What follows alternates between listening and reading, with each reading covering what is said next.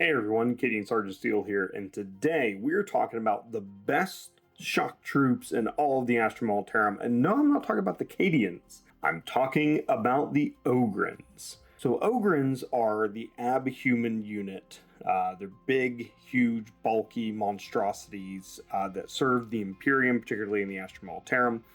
And they hit like a tank. So the whole point of them is to kind of just hit the enemy as hard as they can, and literally, and that's the way they think about combat. So with that reason, they make excellent additions to the Astra Militarum. So let's talk about the unit. First, we have, for their stat lines, we have movement 6, toughness 6, 5 up save, 3 wounds apiece, leadership 7, 1 OC. So they are extremely tough units, right? They have 1 less toughness than a Scout Sentinel, 3 less toughness than a Chimera. And with 3 wounds apiece, that puts a minimum 3-man unit at 9 wounds at toughness 6. That is a lot of durability, especially for the guard. So don't overlook that. Now, when it comes to their war gear, it's rather simple, just like our fellow Ogryns. We have a Ripper gun, which is its only ranged weapon. It's rapid fire 3 shots at 18-inch range. So at 9 inches or less, you're getting 6 shots. You're hitting on 4s, strength 5, -1, flat 2 damage. So basically, it's a heavy bolter, but with rapid fire 3 rather than sustained hits. Not bad. It's a really good weapon. So when you have 3 of these models and they jump out in front of a unit and they're in rapid fire range, you're going to get 18 shots with their Ripper guns. And so that means if you have a 6-man unit, because you can take them and up to units of 6, you would have 36 heavy bolter shots, essentially. That's what you would have, and that is really good. Next, for melee, it is also the Ripper gun. As you can tell, they got the little knife here on the end, and so they're just going to boop you with it. Here they get 4 attacks apiece, and it's weapon skill 3, so they hit really well in melee. It's strength 6, -1 AP, 1 damage. So a little more strength, less damage, more attacks, they hit better. So that's going to give you 12 melee attacks in a 3-man unit, or up to 24 attacks in a 6-man unit. For that reason, I think this unit does really well at both ranged and melee attacks. They really just rip apart the enemy. Now let's talk about their abilities. First, they have a core ability, which is a feel no pain on a 6+. So it makes them a little more resilient, especially remember, they only have a 5-up armor save. The same save as a regular guardsman. I mean, look at him. One's not even wearing a shirt, for crying out loud, let alone armor, right? So not very well at armor, they're just really tough. But their special unit rule, which sets them apart, is point blank barrage. Each time a model in this unit makes a ranged attack that targets the closest eligible target, improve the armor penetration characteristic of that attack by 1. So this is ranged attacks only. You get an additional AP. So now let's talk about the tactics. What I usually like to do with this unit is place them into a transport. Now, such as a Chimera or maybe a Crassus. The reason I do that is because even though they're 3 wounds apiece at toughness 6, that 5-up save really does them in. And they get taken down way too easily when they're left exposed. There's not really very many ways to keep them safe. You can't attach any leaders to them necessarily. So there's no way to buff them otherwise. They're just a 5-up save, 6-up feel no pain unit. That's it. That's all of their resiliency. So I like to put them into a vehicle so I can get them where I need them. With the transport capacity at 12 in the Chimera, that means these guys take up 3 slots, so it's 9 of the 12 slots taken up. 2 of them can shoot out of the top hatch, which is great. I also recommend being kind to your Ogryn and modeling your Chimera with the top hatches open, because Ogryns really don't like the confined spaces. So that's what you're going to do. You're going to put them in here. You're going to drive this up. They're going to jump out, be in easy charge range, definitely rapid fire range. get that extra AP. Now, if they get that extra AP because of their special unit rule, that means you have a heavy bolter with AP -2. Remember, 18 shots, hitting on 4 is AP, strength 5, AP -2, flat 2 damage. You're going to be wounding regular Space Marines on a 3. They're going to be saving on a 5. And for every failed save, you're going to kill a Space Marine. These models are excellent at taking down elite units. They're really good at it. I don't think they're as good in melee, which is interesting because I think that's part of what they're meant to do. But with those 12 attacks per 3 models, up to 24 attacks with a 6-man unit though, you're only 1 damage each. You're going to have a harder time taking down some of those elites, but it can help you get rid of those last few wounds. So what I like to do with this unit is to clear units away from objectives particularly, or keep them away from my other Astra Militarum units, right? So this will be my screen that comes in and eliminates something in front of them, and occasionally even take an objective that way. I'm going to almost always recommend a transport. If you put them out on their own, you're going to have to hide them.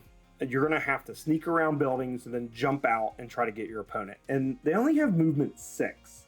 So they're really not statted to be doing that very well. You can't give them scout, you can't give them infiltrate without special narrative rules or anything.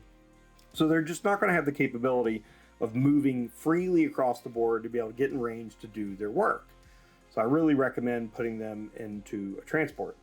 You could put them into strategic reserves, but you always have to be more than 9 inches from the enemy units, which means you're going to not have a great charge range and you're going to be out of rapid fire range. So you're going to have your number of shooting attacks. So they're really not very efficient in strategic reserves, which is why I recommend a transport. Now, luckily, points-wise, they're pretty cheap, and our transports are relatively cheap and have good shooting as well, right? Hunter, like a Chimera, for example, we can do dual heavy bolters or heavy flamers or multi-laser and a combo thereof.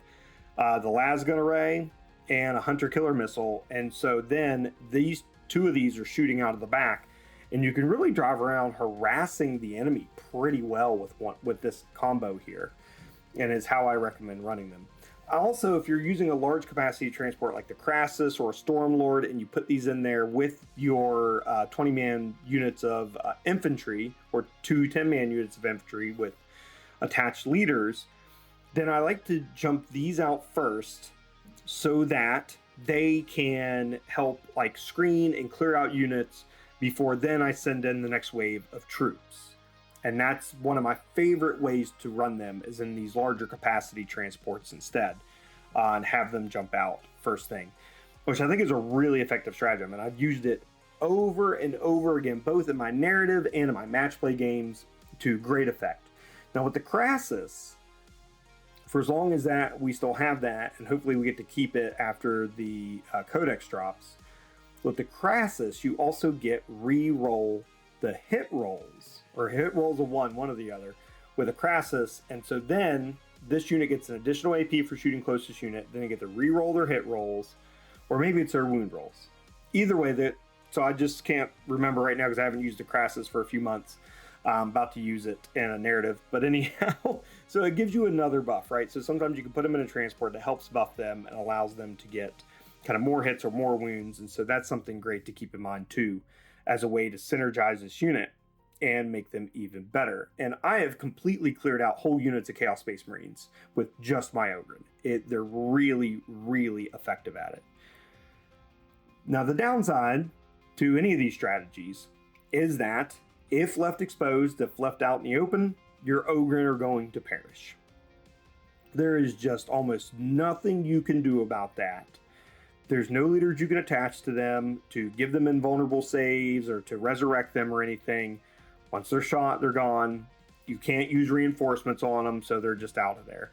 So they're really just going to hit one time really hard and then hopefully take the objective. So what I also like to do, if you are building your list and you want to think of a strategy where you keep the Ogryns in the game, say you're planning to keep them to at least turn 4, maybe 5, then what you'll want to do is to put them into a list where you're going to be putting pressure onto your opponent well enough that they then choose to ignore the Ogryn.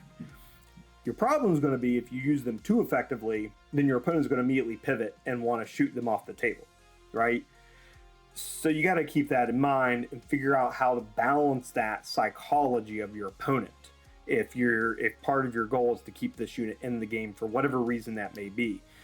Maybe because they simply kill Space Marines, for example, better than regular infantry do. Like, hands down, there's no doubt about it.